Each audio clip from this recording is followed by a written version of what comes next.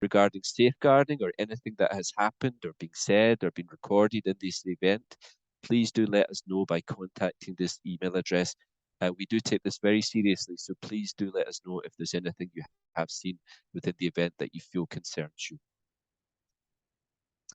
And also, to find out more about this policy, this link is available to you. These slides will be shared later for you to access if you need to copy that link. Now, to our speakers. I'd like to offer a very big welcome to our speakers today. My name, as you can see on the slide, is Fraser Buick. I'm a senior academic consultant with the British Council. But more importantly, our speakers today, we have Tim Mamate, who is the Executive Director of the SIA Foundation, and Ming Pan Mo, Education Consultant and Teacher Educator. So they will be presenting today on our topic of low resource context. More specifically, as you can see from today's schedule, they have two topic areas they'd like to focus on. Now, today's event is 70 minutes, and we've divided in this way, and we'll do our very best to keep to this schedule. We have a somewhat unique presentation today in that Te and Mo are going to be presenting together in a joint presentation. So we'll start with Te, and me and Pambo will provide the body of the presentation, and we'll close with Te. So I won't be joining for that period, but I'll be back after the presentations to work with the questions that we receive. So I do look forward to receiving those questions. And finally, we will be sharing some resources at the end of today's event to provide you with further resources you can take away from today's event. So thank you very much for your attention so far. I won't take up any more time. I'd like to pass over to our first speaker, or our first speakers today, as they're doing a joint presentation, Te. Thank you, Te. I'll stop sharing that.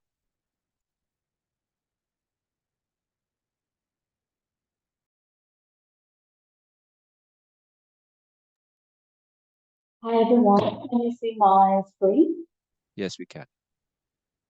Thank you, Fraser, and thanks everyone for being here. It's my honor to be part of this panel to share with you all on community-oriented theme-based teaching based on my experience working with the community schools and faith-based schools in Myanmar. So thank you so much, everyone.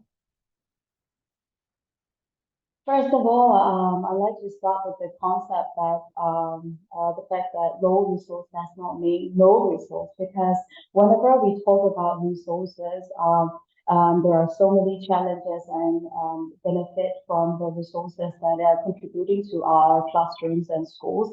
But low resource does not mean no resource, and there are definitely solutions that we can find when it comes to low resources. And when it comes to the word resources, is very wide and deep. Is it about the human resources? Is it about the number of teachers that we are having in the school? Or is it about the physical space that we are talking about? Is that material that we are really in need of? Is that about the technology that we need to enhance? Or is that about the access to updated information and technology that we're talking about? Or is that about the support system, not having enough insufficient community or parent support to the schooling or education? Or is that about the curriculum? Or is there about the language support that we are talking about? Or is there about the connectivity as in like mobile connection and networking? There are so many resources that are contributing to the education and schooling of our children. And those each resources are also significantly contributing for teachers and the school so that we can create effective lessons. And of course, when we have low resources in this area, they have some impact in our schooling as well. So like I said, I like to assure that there are always solutions to different problems that may be caused by certain resources constraints. For me, I work with community schools and faith-based schools in low resource contexts across Myanmar. And there are so many fascinating stories that I hear from them regarding their resources and their solutions as well. And there are so many key problematic areas that I found whenever we are working with the community schools or faith-based schools But today, I'd like to highlight two key problematic areas that we found when we are working with the schools. Number one is human resources, as expected, right?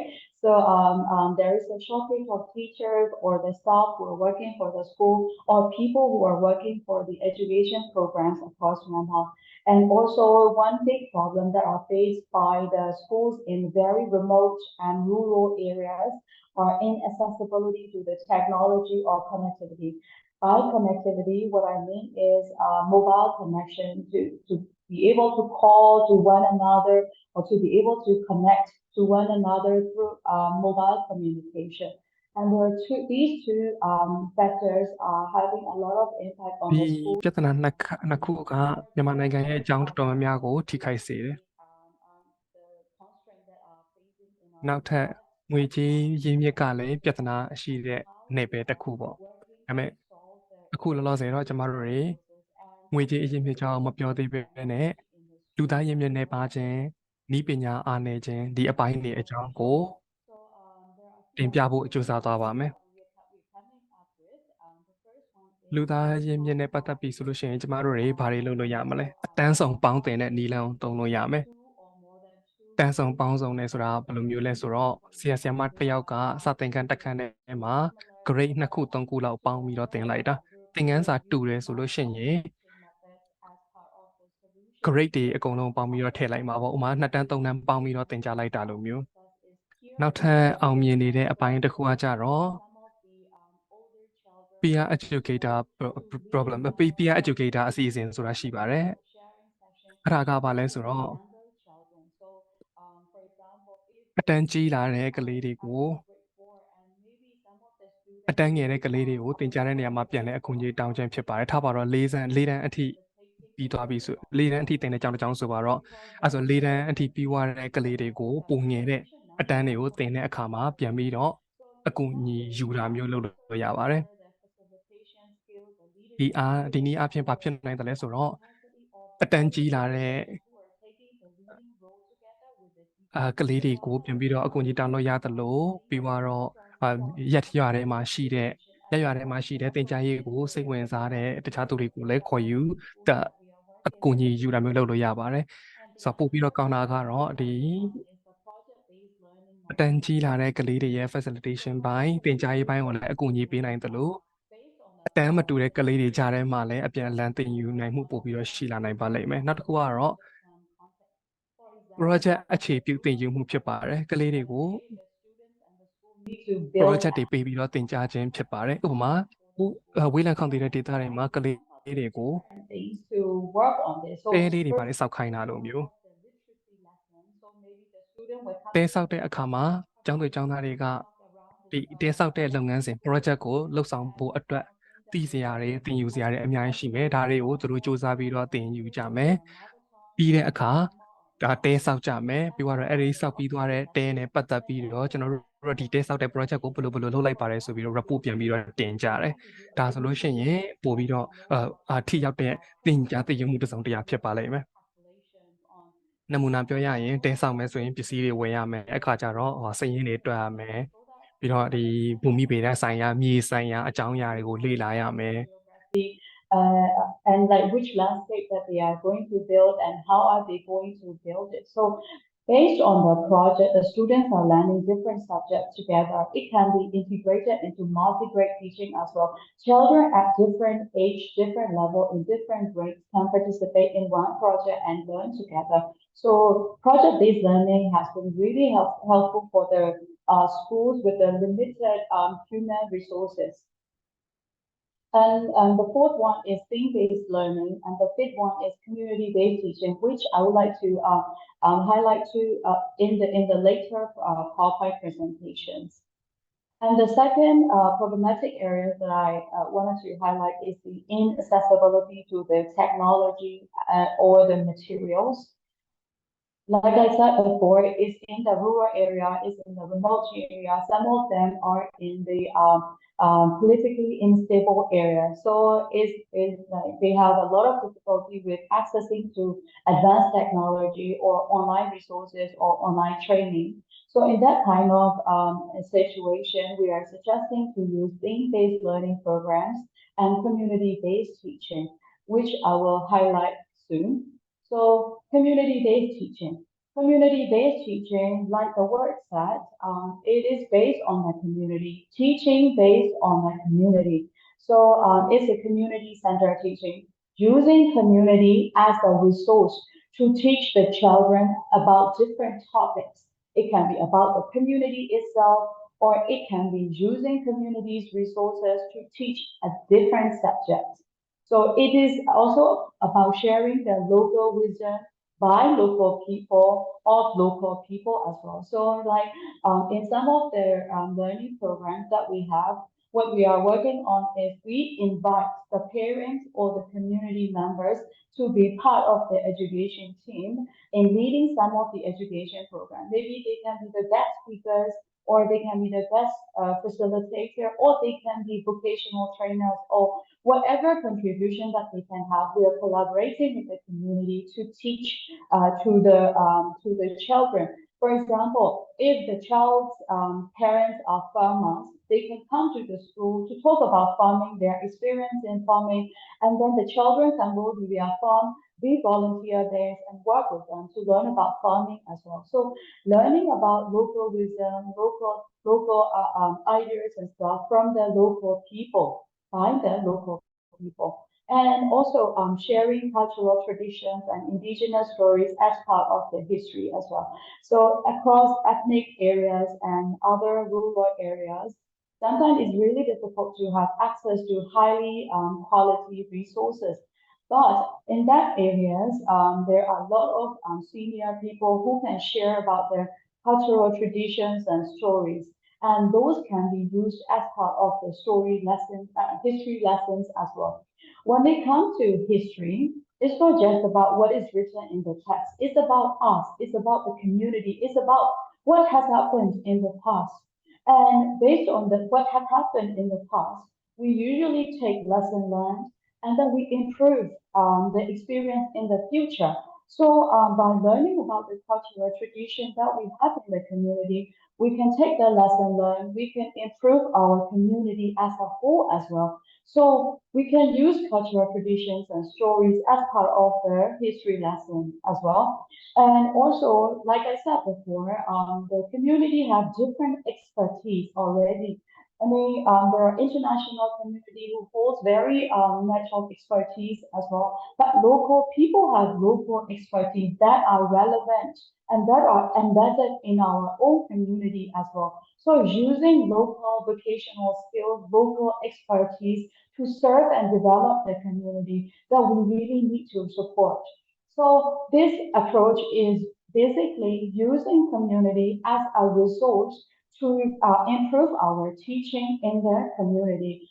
Please remember that people in the community can be great resources for you. The history of the community, the language in the community, the tradition in the community, the stories in the community can be really referenced as resources in teaching different subjects.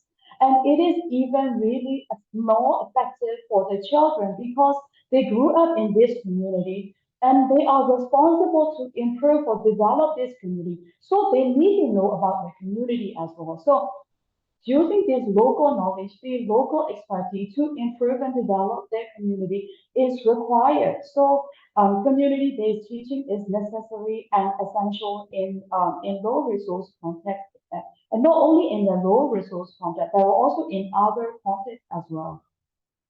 And the second part that I like to highlight is theme-based learning. So theme-based learning is like community-based teaching is community-centered. And theme-based learning is usually learner-centered and it can also be locally relevant approach for the teaching and learning as well. Theme-based learning is teaching and learning based on a theme or a topic.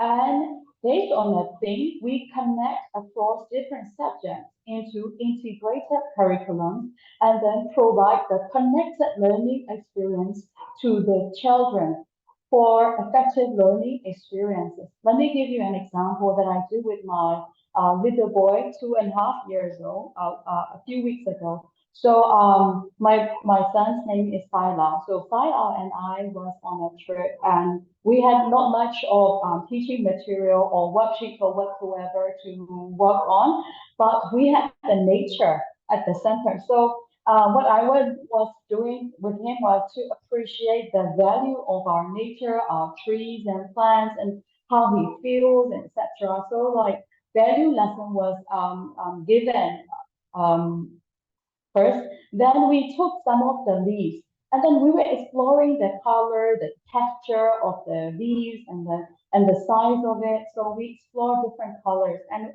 then he learned about different shades of green from this lesson, and then he learned about it, and then we talk about how the size of the leaves can be different and how the color can be in different shades as well.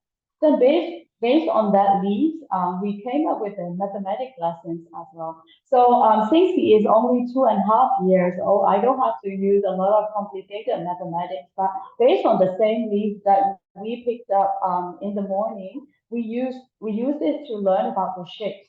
So we learned about the square and triangle using the shapes as well, and we really enjoyed it. This is only a snapshot of very short theme-based learning. So when we are talking about theme-based learning, it can be about a festival, it can be about a thing that is in the community or that is really enjoyed by the students in the school, and then we can create different lessons as well.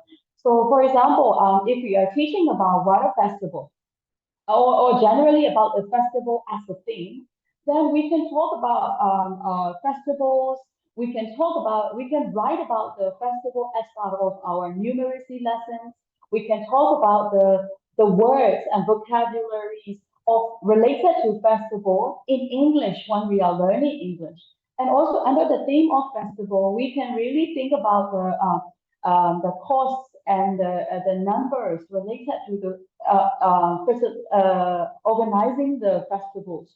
And also, we can also talk about environmental education by talking, okay, what are the environmental impact to this kind of festival, etc. So different kinds of curriculum, different kinds of subjects can be integrated into one theme and be facilitated. In this way, we can save a lot of energy and also support the children. And by connecting the subject, by connecting the learning experience, and by making learning as a journey, the children can learn even more effectively because they can learn that, oh, Myanmar, English, mathematics, all these subjects can be connected and it can be as part of our life journey together as well. One of the issues that we find in Myanmar context is that children find it really difficult to connect to subjects, between subjects.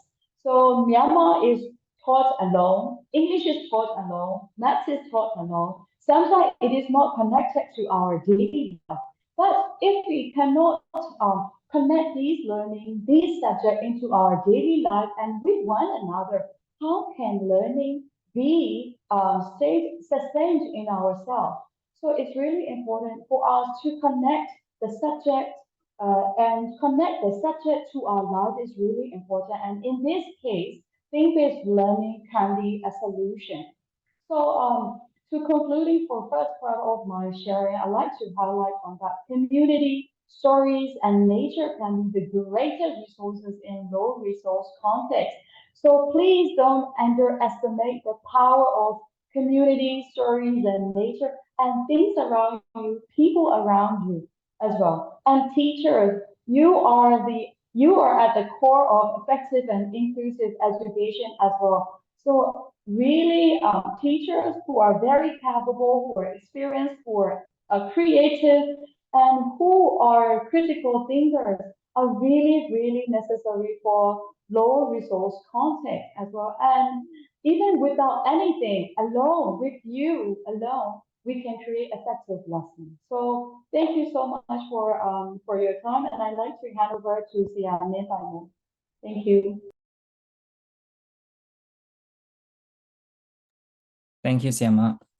All right. Hello, everyone. And this is Min Baimo, and nice to meet you your page. I can see your page. So good afternoon. And well, here in my section, so I will discuss like practical and useful examples of how to utilize differentiated instruction in low resource classrooms. So by the way, so I've been teaching I've been working as teachers and teacher educator for 10 years. So my discussion will be based on my personal and professional experiences. So let's get started. Yeah, my discussion based on material design and alternative assessment and digital tools. So let's get started with the material design first. All right, so your students do not have colorful course book and you do not have audio files for the listening talks. Are you going to use the material as stated? Why or why not? I think like these are the questions we teachers and teacher educators like always like ask ourselves before prepare our lesson. So what would you do and how could you do that? So, well, the answer is scaffolding. So here I want to like suggest, and I'm gonna share my experience later on. So the scaffolding is like more on like making the learning more easier and more effective and more interactive. So what you can do is you can add some talks or you can remove or replace some talks and the questions in your lesson. And also you can change some talks and even the learning outcomes, because here in the lesson you can see like, so some of the talks like they have only 1 or 2, but so what about if your students like do not like familiar with the animals before, or so we have to adapt or we have to remove some parts, so we have to add some more talks here in the lesson. So can you go to the next slide? Thank you. Yeah. So let me give you like some sample lesson here. So first you will see I changed a bit. I mean, I add some talks here. So I will ask the students to guess the animal first. So which part of the animal? And the second, go with and showing the answer. And I'm gonna make sure they know the animals' names in the third stage of the lesson. And in the fourth stage, so we will go with, the some talks exercise here. And can you go to this next slide? Okay. And then we will check the answer. But first, I will ask them to check their answers on their own. And then we will confirm the answer later on the whole class. And then in 7th stage, so we will move on the places. I asked them to match the pictures and the places, and then we will provide the answers together here. And then stage 9, so we will go with like the discussion section. So we will ask, put them in pair and discuss like where the animals live and why, and why do they think so. And the last stage, so I will put like the personalized questions. Can you go back to the previous slide? Yeah. In the last day, you will see I put like the personalized questions. So what animals have you seen, where, and what were they doing? So these are the like kind of the stages that I adapt and that I add in some stages that I remove some parts of the question. So the last question is actually listening, the leading questions for the listening talks, but we don't have any audio file. That's why I changed, like I took like one question and added on the previous lesson, the previous task. So this is how like we can change and adapt and remove and the lesson. Remove the questions or tasks in the lesson. So basically this is like mostly more for online classes or maybe even the in-person classes. But teachers, you can ask me like, okay, what if we don't have any PowerPoints or any internet or computer or laptop?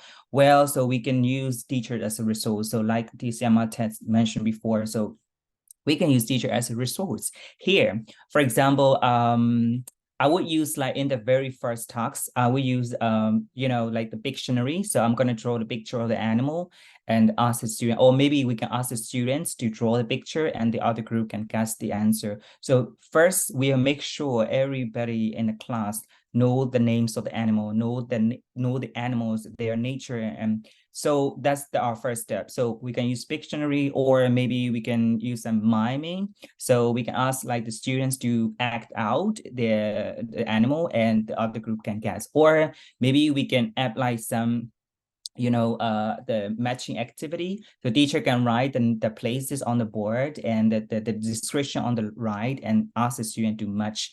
Or even we can teacher can provide the sentences and guess the meaning from the context. So, and also for the activities, like the talks, so that we can do like kind of rib and rum activity. So teachers can put like the paper stripe on the board and ask the student to grab and pick and guess the answer or guess the name of the animal. So in a small group or in a small size class.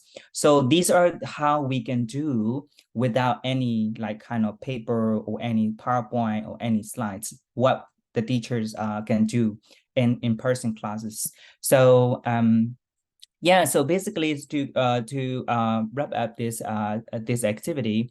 Yes, next slide, please. This activity, so in material design, so we can make a small change or big change, so whatever. So teacher, you can decide. So it's up to your students. And the second, so you can add, of course, this is to enhance the student learning and improve the outcome. Like I did before, you see like there are only like 2 tasks, but I add like some talks and some activities in the lesson. And I also remove some questions and some talks that are not like appropriate for our students. And of course, you have to evaluate before and after the lesson. That means like before you prepare a material for your lesson, so you have to evaluate if the material is like appropriate or suitable for the student age and their proficiency level or their culture.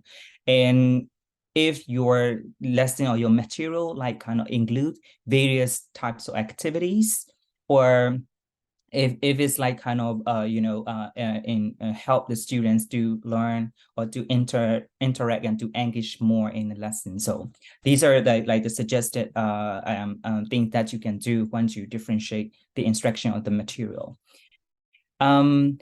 Moving on, so this is another example of material design. So you want to teach a listening about the weather forecast, but the audio is not available. What could you do? So yeah, the answer is very clear. Of course, we'll find the free online resources, such as from the British Council of Learning English or Test English and YouTube video lessons. So you will see this is very useful because as I'm a teacher too, so I'm trying to like find the free resources online always. And I find it really, really helpful and useful and very reliable. That's why I'm sharing with all of you. I'm not actually promoting the British Council Learning English, but it's really, really helpful. So please go and check. So you will see many like kind of categories and many things that you can do there. And the second one is like the YouTube video lesson. So I'm always like talking about like teachers and the lessons, but what about the teacher educator? Of course, you can do you can use YouTube video lessons most effectively. Recently, I have conducted a teacher training to teachers in Kachin State. Like it's like kind of 35 church-based education teacher. So so they don't have they didn't have actually like a kind of teaching classrooms for teaching practice or the micro teaching. And also they didn't have any like kind of classes for observation. So what I did is like I chose 2 videos from YouTube. One is from the British Council, it's more on like classroom management, like facilitating multi-level classroom.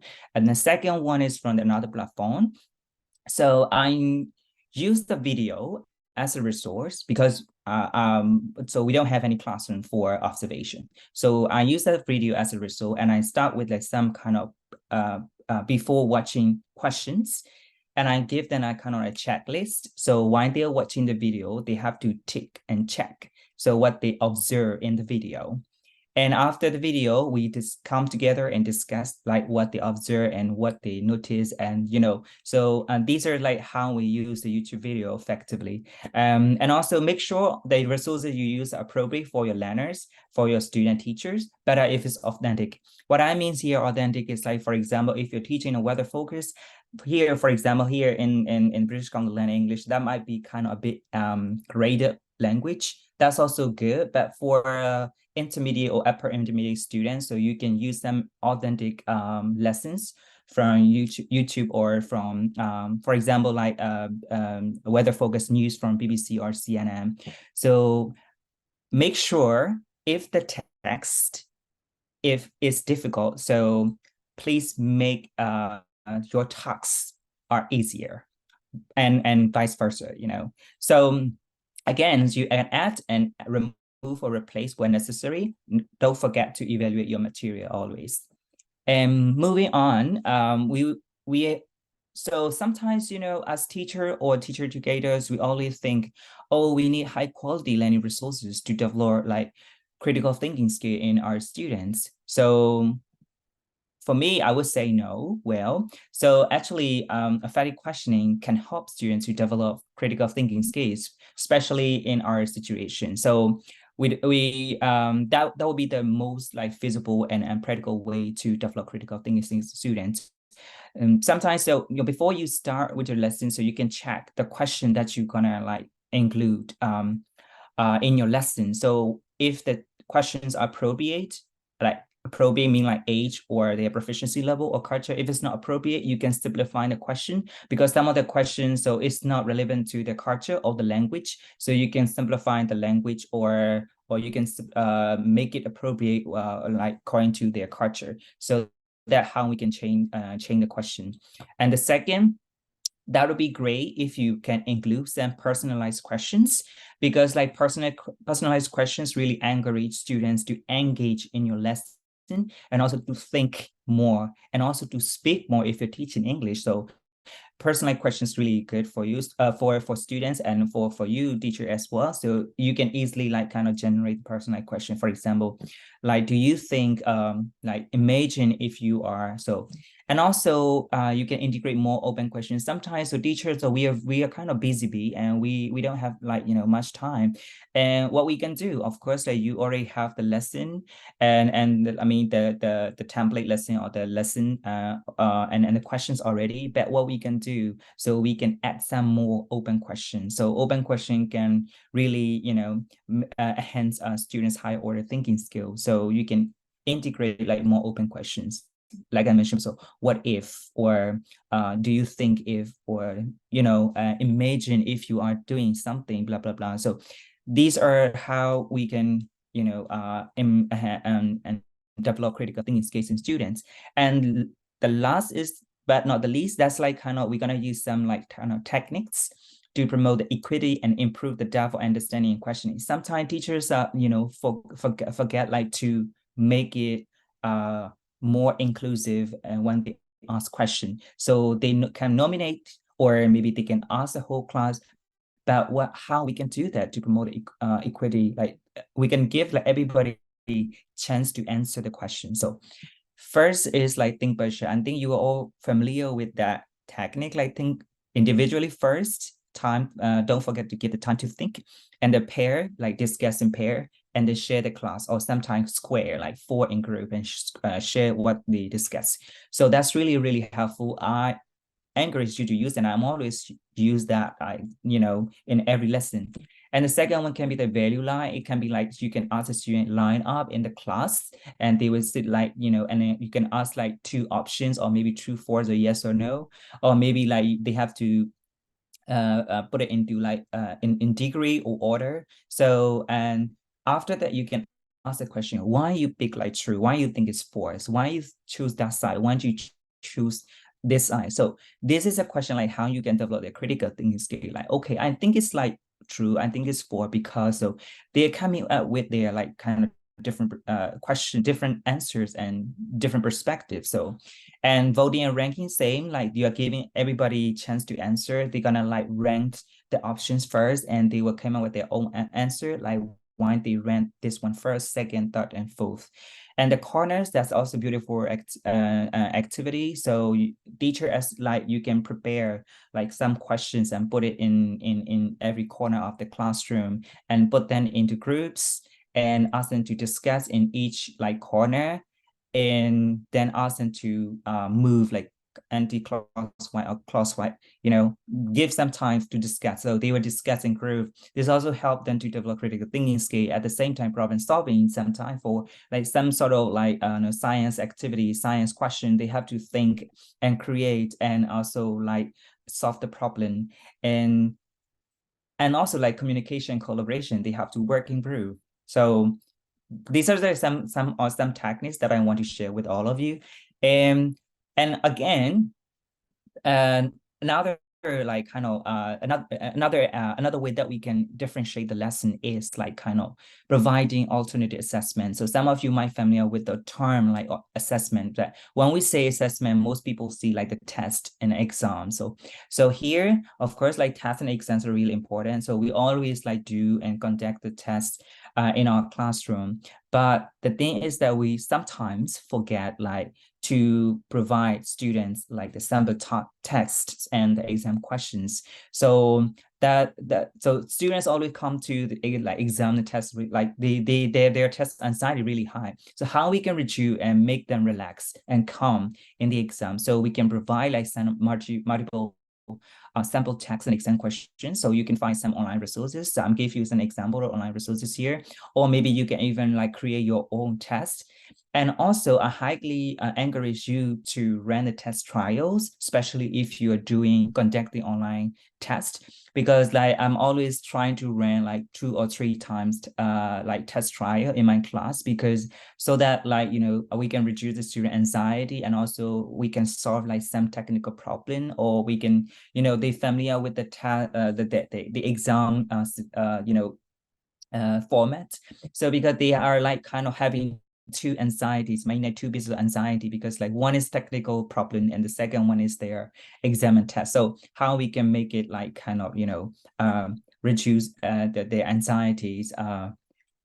So, and the second one is like allow the use of memory aids. That's also really, really important, especially for those who need accommodations. I mean, students with like disabilities.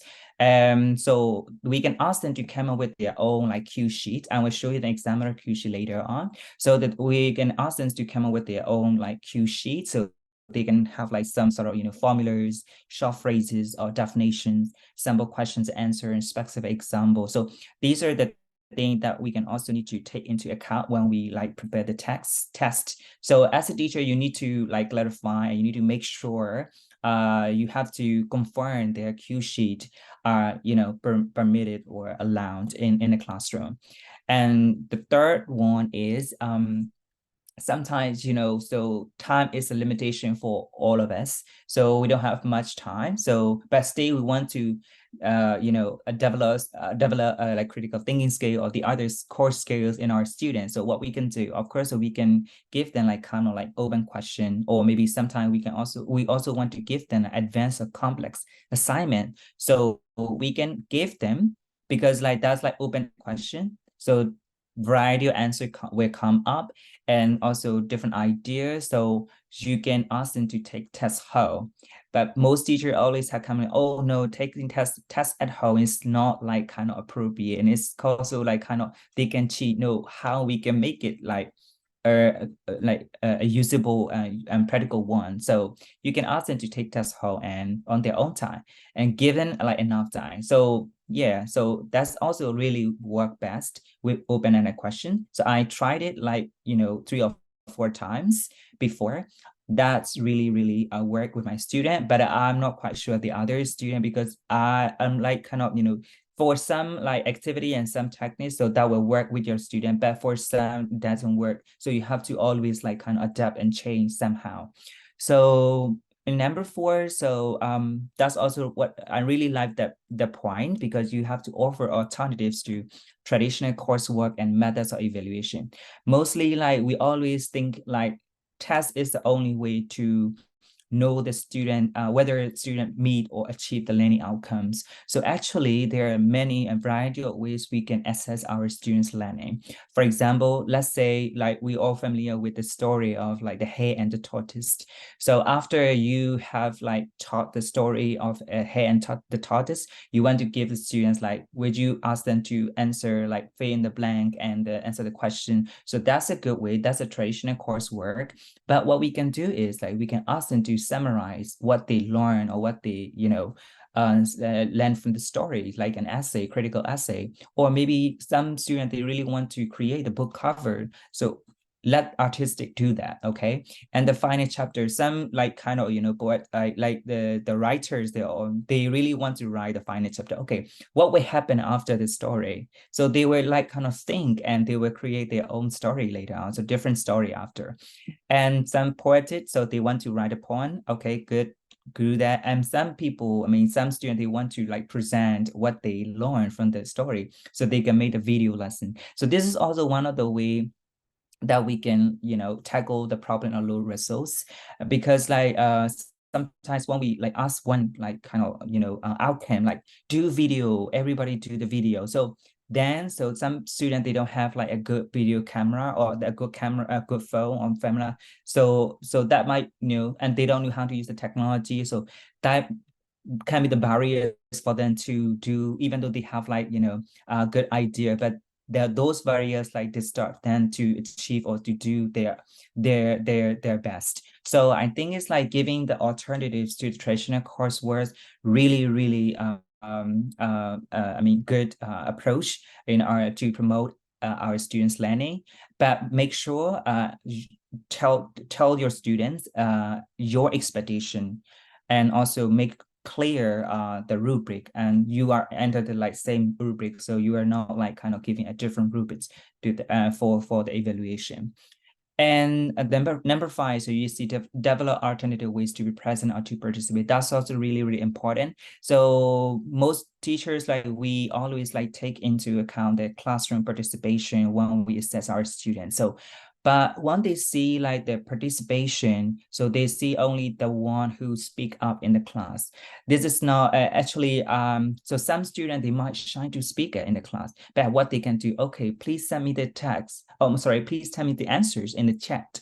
Or you can send me privately, because some students, they don't want to like, you know, send in to everyone, but they want to send to privately. So, but still you can give them a space. For example, you can use the Jamboard, or you can use the other, can you go back to the previous? Okay, you can use the other, you know, to like Google Doc or Google Slides or the other digital tools to give their answer. For example, like you discuss a topic in the class, but some student didn't have a chance to contribute their ideas, or maybe they didn't have like any idea in the class. But after the class, so they might come up with some ideas. So you can give them a space to contribute or to provide their answers after the class as well. So you can and give them a platform where they can like, you know, shout out, or where they can contribute their answers. So, you know, these are the how we can make like about how we can recognize their presence and how we can give the alternatives to participate. So this is also really important in every single class. We don't need like any high quality resources to do that. This is like the memory 8 example. So thank you, Siama, and let's move on.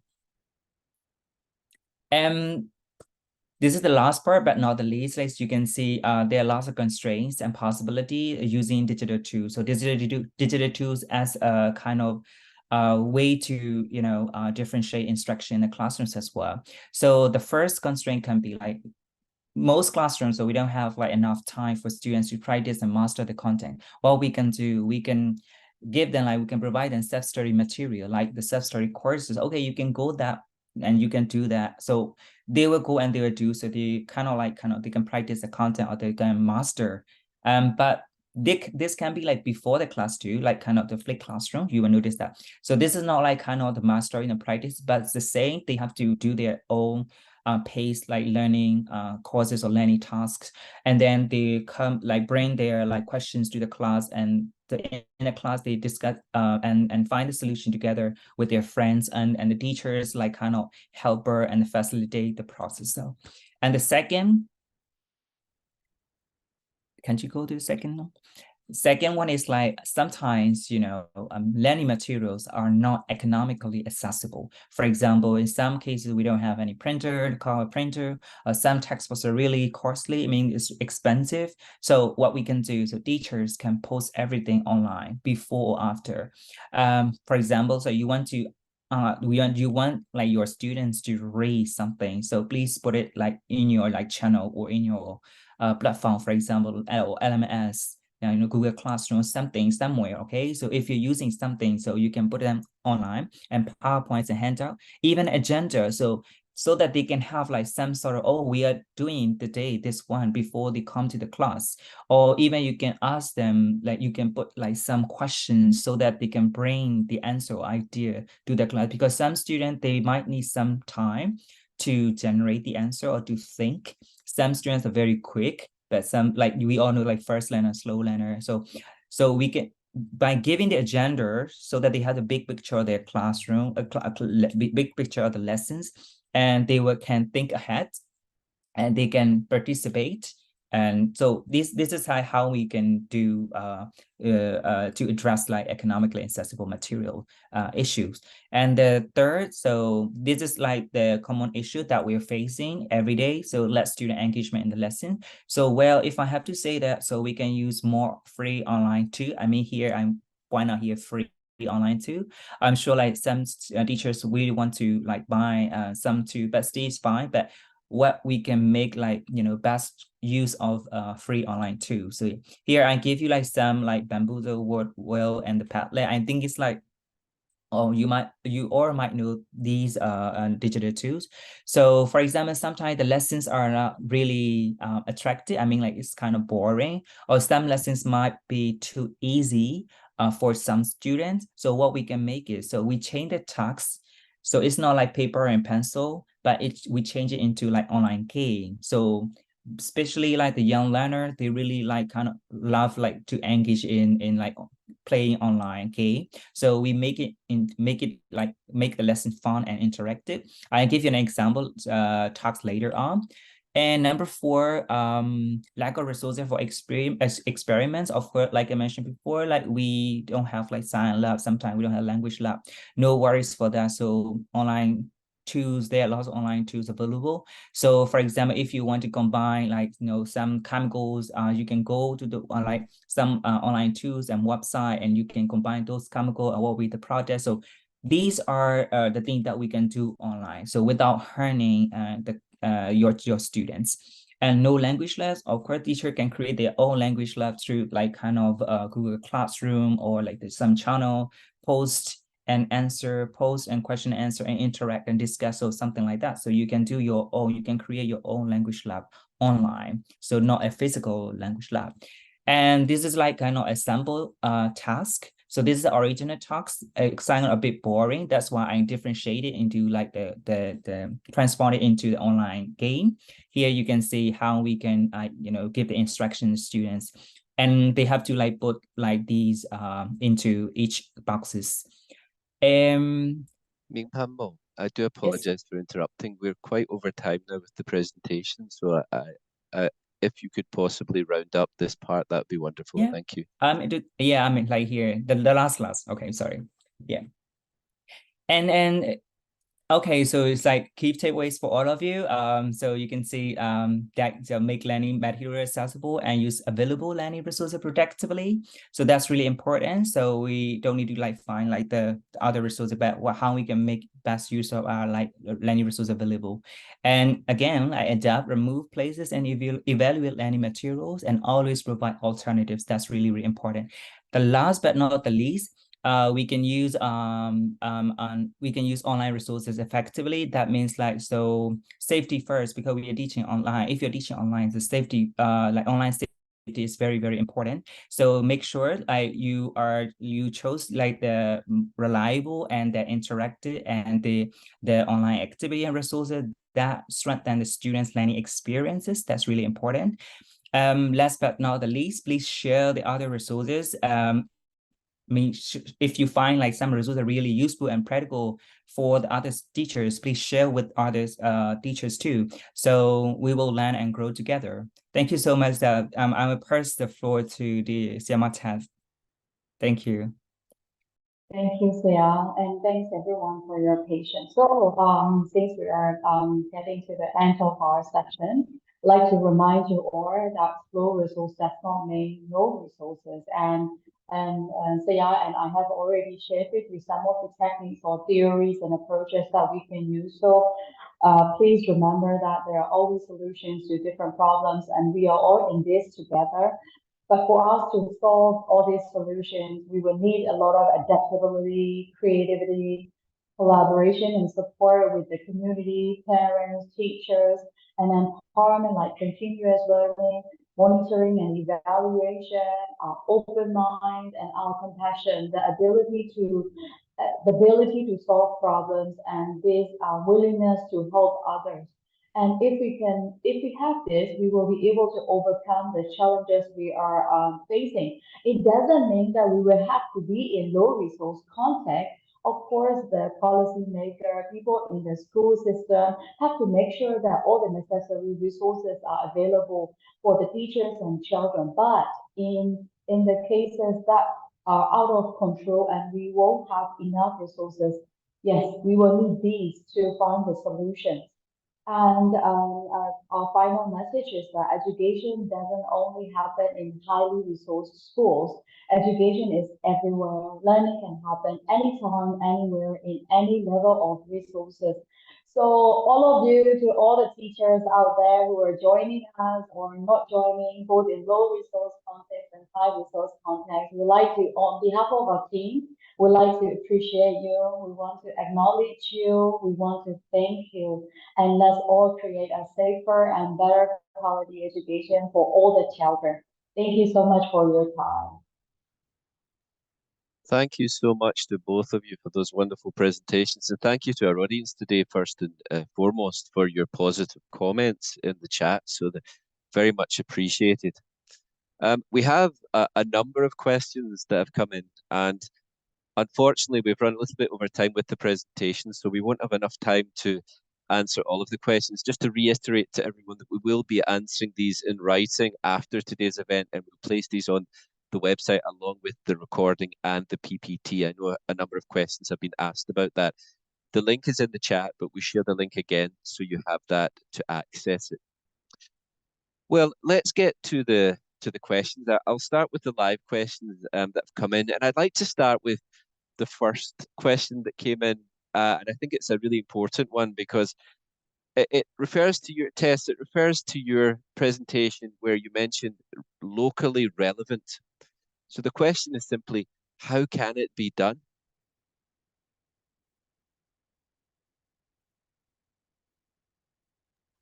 So the question is, how can it be done?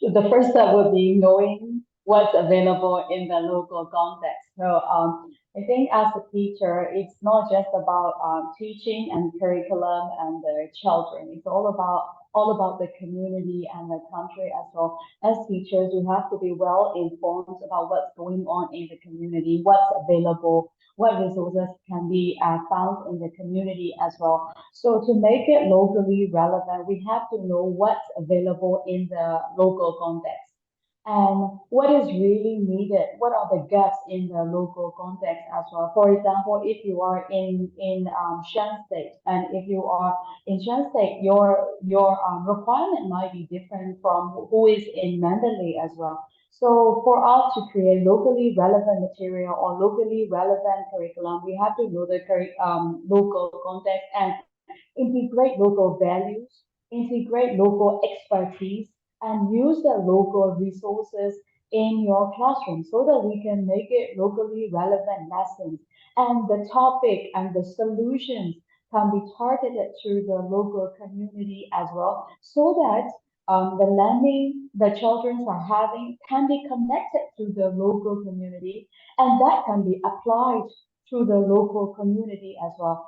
In that way, we can create locally relevant and sustained learning process in the community. I hope that answers. Thank you. Thank you, Shamali Chowdhury, for that question. Moving over to Impamo, there's a question from Abdesadek Lakar, and it's highlighted you presented some interesting alternatives we can use in low resource classrooms. So their question to you is, are the alternatives that you provided, or aren't they very tiring and demanding compared to when teachers have access to resources? And should they consider the students as a resource?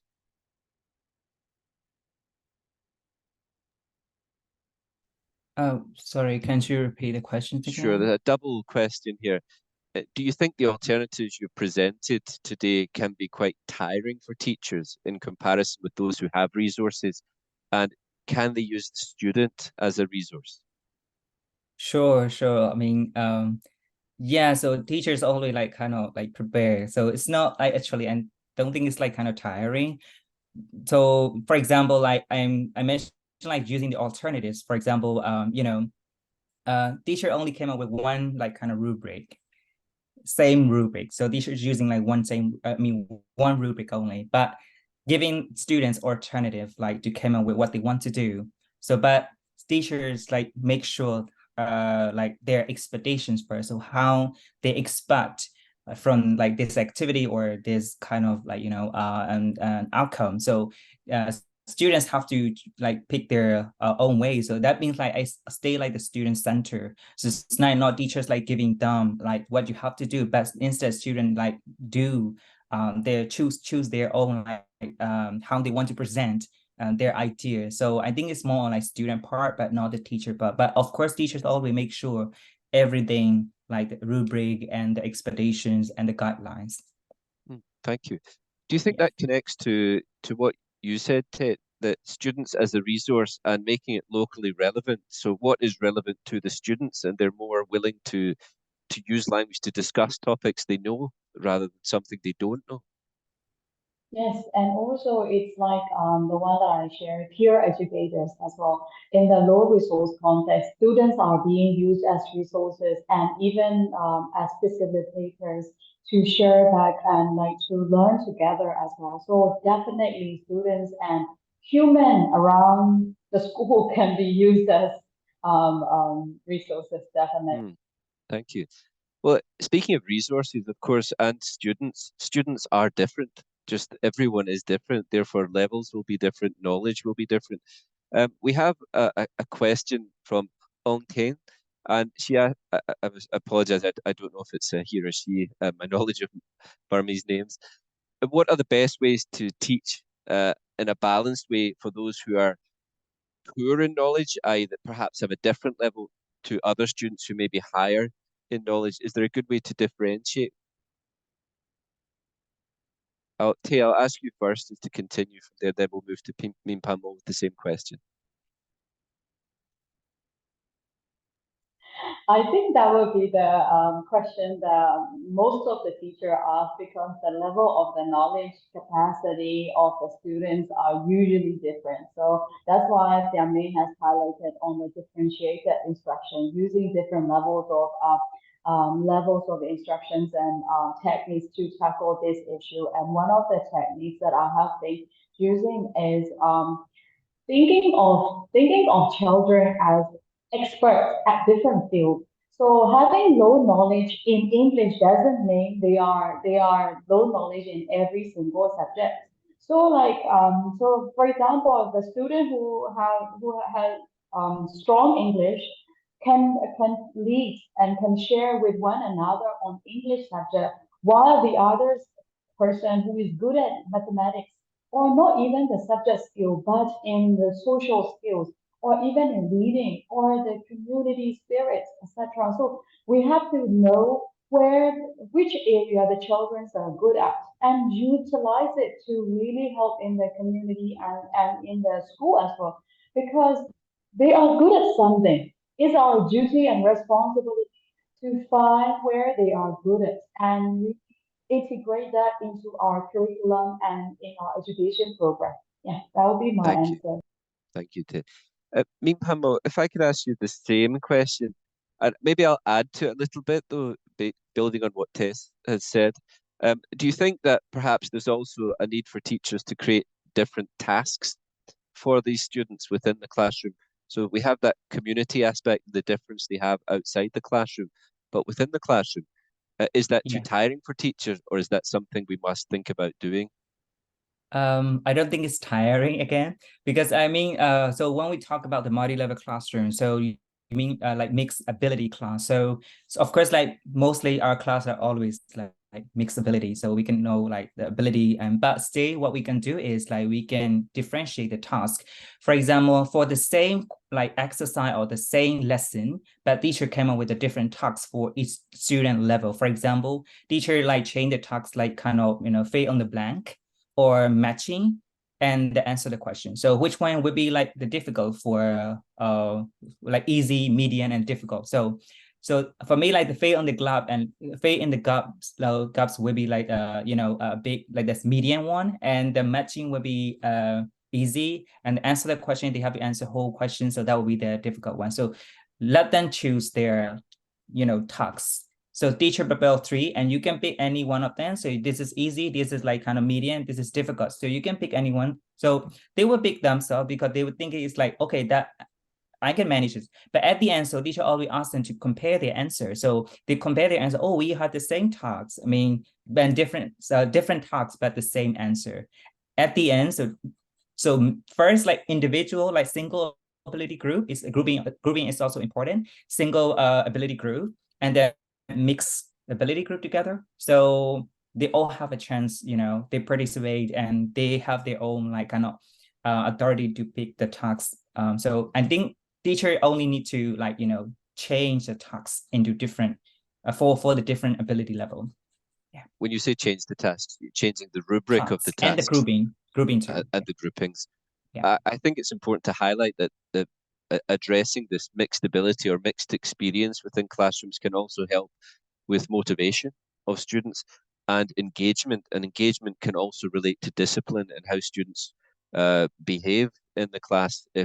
Of course, if they're not interested or they feel they can't achieve anything in English, then they may not be engaged. So this brings me to a question that I'd like to ask you, first of all, Min Pai Mo, and then we'll move to Tate. And it's just a question that came from our registration page, and it asks, how can we grab our students' attention when they are chaotic? The chaotic is the word used, so I'll repeat it. Okay. Well, actually, yeah. So we don't have like the best way. I mean, one side doesn't fit all, right? So, so that what teachers can do is like there are lots of attention like seeker or attention technique, attention grabber techniques out there. So please go ahead and explore by yourself. So meaning like even like class clubbing together, or if you have like some sort of connection with the students, or maybe even you can play the song, or so there are lots of activity attention grabber so that you can use. So please explore more. You can even go to like YouTube, type like attention grabber, you will see like tons of like videos. So please try to use or tailor yourself in your class. Thank you. Great, thank you very much for that. Would you agree with that, Tate? Yeah, and I like to add on the point that when we are talking about like the word chaotic, what do we mean by that? For sometimes it's like defining the word, like for example, my son is 2.5, so people say, oh, terrible too. Like I don't find that word really fascinating. Like even the word chaotic, maybe they are enjoying, maybe the children are enjoying that stuff. But in contrary, in our eyes as adults, we think is the chaos. But for them, is the complete happiness maybe. So we have to redefine the word chaotic, and maybe if they are playful, then maybe we will have to arrange more organized plays within our lessons, or maybe we need some activity to burn their energy so that they can be quiet and focus on some of the lessons as well. So maybe I would suggest to find out why they are so energetic, playful, and like that's what I would suggest. Thank you. Thank you. I think that's an excellent point. Chaos is subjective to some extent. Children are naturally not going to be quiet in a classroom where they have to speak, i.e., speak a different language. So, and of course, if we are talking about children's classes, I assume we are in this case, then of course enjoying a class is going to help with engagement and motivation. Now we're just coming to the end of our time. And I just want to reiterate to everyone that we will be answering these questions and putting them on the website if we can't cover your questions here. So we do really appreciate all of the questions you've provided today, and we'll do our very best to answer them. I'd like to finish with one that really builds from this idea of chaos, as we've mentioned, and and mixed abilities, but also the context within which teachers teach. And of course, if we look at many materials online, they're based on the ideal ELT classroom, the 15 students or 12 students, and this is not always practical for teachers in larger classes. So Pierre Phil Ong asks, what do you think are the most appropriate methods when we have a big class size and low resources? So not just a small class. I'll put that to both of you just to conclude today's event for the questions. Shall we go to Min Mo first to answer that, and then to close? All right. So large classes, like, yeah, I mean, large class is very common. There's like kind of 60, 70, even 100 in my class. Like, so, well, like, I think it's like, so how we can manage and how we can deliver the lesson without resources and low resources. So I think it's like, again, the teacher as like resource person, and the students are your resource. So, and also use appropriate like kind of, you know, activities for your class, like I mentioned before. Even if we don't have like any resources, we can make it like kind of, you know, like some activity like think show, or maybe even we can use the blackboard or whiteboard effectively. So also we can use like the textbooks, and also we can use like your like school environment as a resource. So yeah, so I think these are like how we can use how we can manage like in large classroom. So yeah, so I think it's like you mean human, you know, teacher and the student as a result in a large classes. Thank you. Yeah. Tet, if you could provide a brief From response. my experience working with in some classroom we had about 200 students, and working with the teachers who are working with large number of students, we usually work with the self-directed learning activities. So because usually in large classes we cannot provide that individual care, right?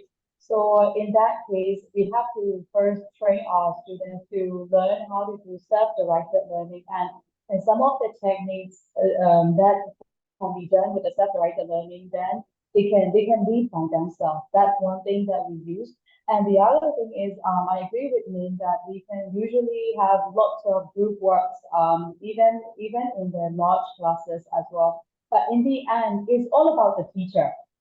It's about, to be specific, it's about the teacher's compassion and teacher's capability as well.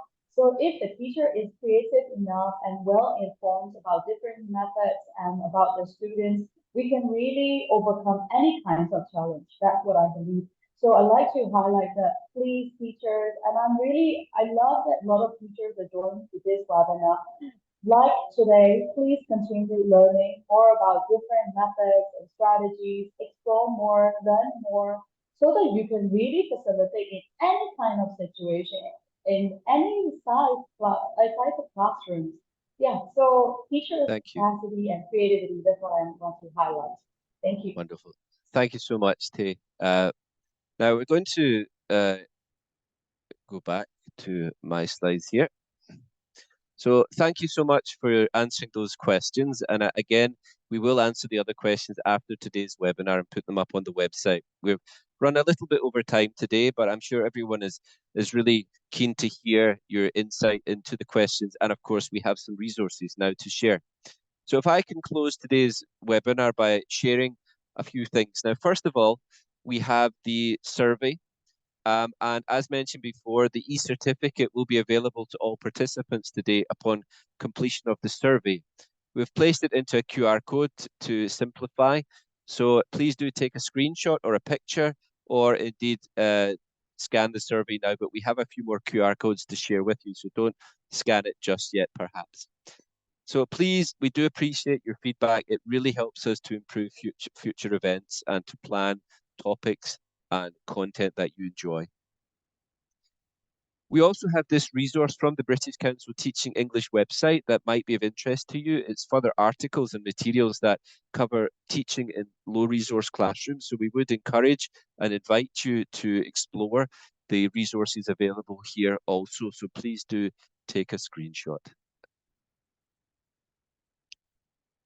More QR codes. Today was the first event of our Teacher Takeaway series focusing on Myanmar, and with Myanmar educators and experts providing their insights into different topics. The next event is next Thursday, and you can see it's collaborative CPD practices through non-formal education. Again, we have another QR code here. This will allow you to register for that event should you wish to join, and we very much hope that you do.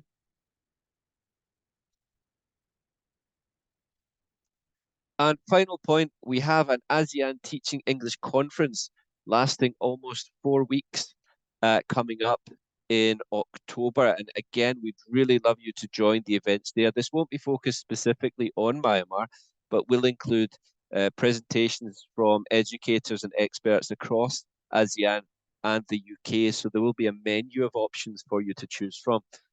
We don't have a QR code for this, but there will be more information provided on our British Council Facebook page that you can access through this QR code and link. So please do keep an eye on that for the events that are coming up and join us for that. So that really leads us to conclude today's event. Again, a huge thank you to our speakers today for your contributions. I think it was hugely enjoyable and certainly a learning experience for me to understand more about the Myanmar context.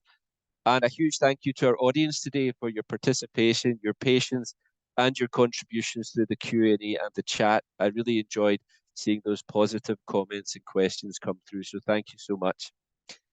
So we're going to close the webinar now. We will leave it open for 5 minutes, and we'll share those links again for you in case they were missed during the event, so you can access the PPTs and the recordings on the registration slide, and some other resources that we may have available to you. We'll be able to share in the chat over the next few minutes. So please do take a note of those, and thank you very much again for joining us. I'll see you next Thursday, I very much hope.